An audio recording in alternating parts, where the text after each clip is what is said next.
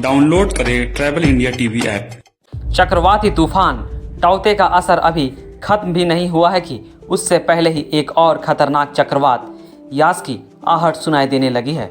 उत्तर अंडमान सागर और बंगाल की पूर्वी मध्य खाड़ी में अगले 2 दिन में कम दबाव का क्षेत्र बनने की संभावना जताई गई है। भारत मौसम विभाग ने चेतावनी देते हुए कहा है कि जिस तरह का कम दबाव बनता दिख रहा है उससे लगता है कि 26 मई की शाम तक पश्चिम बंगाल और उड़ीसा के तट से ये चक्रवात टकरा सकता है। पश्चिम बंगाल के तटीय जिलों में 25 मई से हल्की से मध्य स्तर की बारिश हो सकती है। जैसे जैसे चक्रवात ताकतवर होता जाएगा वैसे वैसे बारिश भी तेज होगी।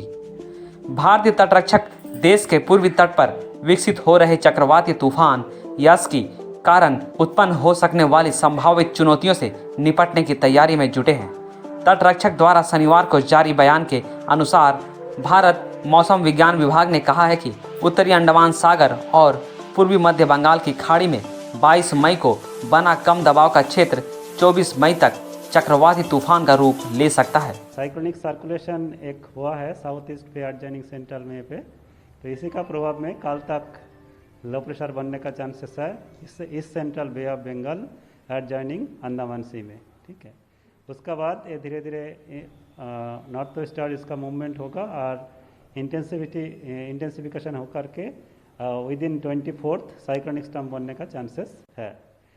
24th तक साइक्लोनिक स्टॉर्म बनने के बाद फर्दर भी इसका इंटेंसिफिकेशन होगा और मूवमेंट भी नॉर्थ वेस्टवर्ड रहेगा। 26 मॉर्निंग तक वेस्ट बंगाल उड़ीसा का कोस्ट व उड़ीसा वेस्ट बंगाल कोस्ट का पास नॉर्थ बे ऑफ बंगाल में आने का चांसेस है।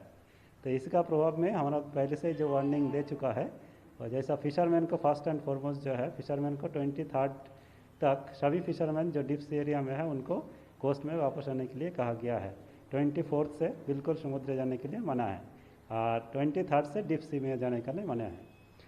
और अभी आपका रेनफॉल का जो है रेनफॉल जैसा हमने बोला 25th से हमारा रेनफॉल एक्टिविटी कोस्टल उड़ीसा में सभी जगह में लगभग हल्का से मध्यम बारिश स्टार्ट हो जाएगा और हेवी टू हेवी रेनफॉल भी कुछ 1-2 जगह करके होने का चांसेस है कोस्टल उड़ीसा का डिस्ट्रिक्ट्स एडजॉइनिंग इंटीरियर डिस्ट्रिक्ट्स में भी धीरे धीरे। और इसका धीरे धीरे इंटेंसिटी रेनफॉल का इंटेंसिटी भी इंक्रीज होगा और एरिया भी इंक्रीज होने का चांसेस है।